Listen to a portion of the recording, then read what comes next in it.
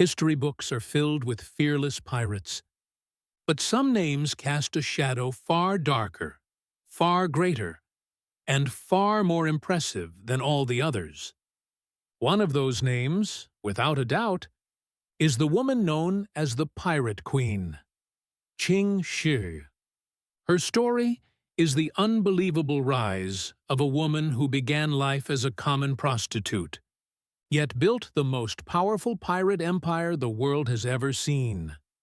A force so immense that she controlled over 1,800 pirate ships, nearly 80,000 pirates, the Imperial Chinese Navy, British and French colonial fleets, and even Portugal's massive warships, all brought to their knees by a single woman. When you consider that Blackbeard became a legend with only 4 ships, Ching Shih's greatness becomes even clearer. Today, I'll reveal the hidden sides, the discipline, the strategy, and the unstoppable rise of the most feared pirate in history. Ching Shih was born in 1775 in Guangdong, into a life of poverty and struggle. Her real name was Shi Yang. Before she was even a teenager, life pushed her into the so-called flower boats, floating brothels along the busy harbors of the Pearl River Delta. But Shi Yang wasn't just beautiful. She was observant, sharp, calculating, a master at reading people.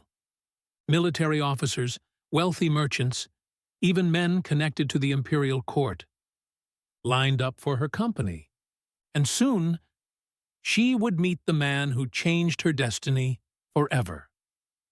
In 1801, the notorious pirate leader Zheng Yi heard about her. Some say he was charmed by her beauty. Others claim he had her kidnapped. But the most widely accepted story is this. Ching Shih accepted his marriage proposal only under 2 shocking conditions. She would receive 50% of all his profits, and she would have a voice in commanding the fleet.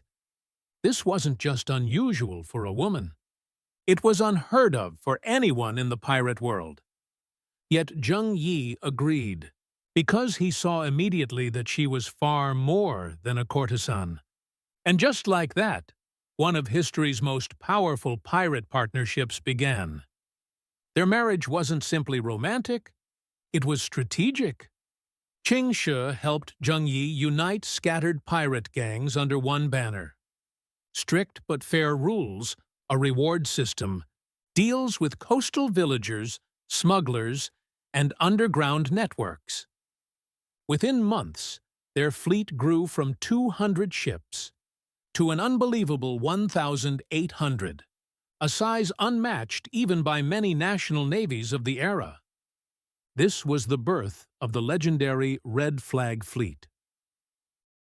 4. The Iron Laws of Ching Shih. Ching Shih didn't run a gang. She ran a government. Her laws were harsh, clear, and enforced without mercy. Disobeying orders meant instant execution. Raping female captives meant execution. Pregnant, elderly, or unwilling women were released immediately. Willing women could marry pirates, but adultery by either side meant death. Loot had to be reported and delivered to the central treasury. No other pirate fleet in history operated with this level of discipline. She transformed piracy into a perfectly controlled system. In 1807, Zheng Yi died unexpectedly. In normal circumstances, a widow, especially in the pirate world, would lose everything. But Ching Shih acted brilliantly.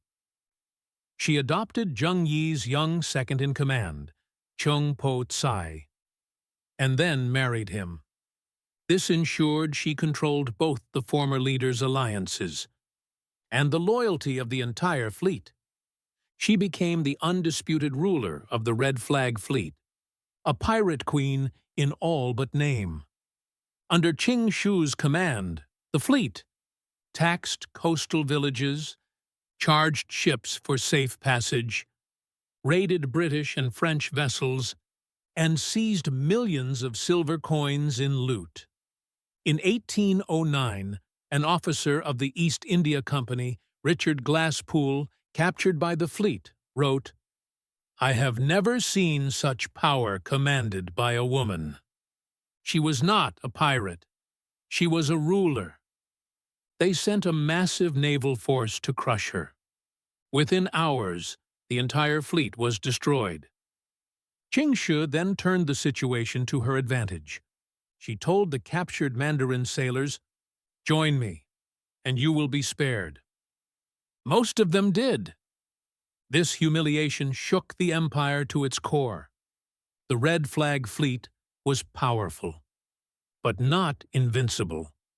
When the Portuguese navy returned with heavy artillery, the pirates suffered their first serious defeat. Ching Shih understood instantly. Her empire was too large to survive forever. She needed strategy, not stubbornness. In 1810, Ching Shih accepted the imperial amnesty. But on her terms, none of her pirates would be punished. They would keep all their loot, and her leaders would receive jobs in the imperial navy. A pirate queen, negotiating with an empire and winning. Her husband, Chung Po Tsai, later became a naval captain. Ching Shih retired to Macau, where she lived like royalty. She ran a profitable salt trade, gambling houses, and even a brothel of her own. She raised 2 children, kept her fortune, and lived peacefully until she died at 69 years old. Today, people in the region still claim her descendants run businesses there. Ching Shih, a woman who began life in the lowest place imaginable, and ended it as the ruler of one of the largest naval forces ever assembled. Her power, strategy, political genius, and ruthless discipline earned her the eternal title, the Pirate Queen. If you enjoyed this story, don't forget to like the video and subscribe for more incredible tales from the past. See you in the next episode of Colorful Past.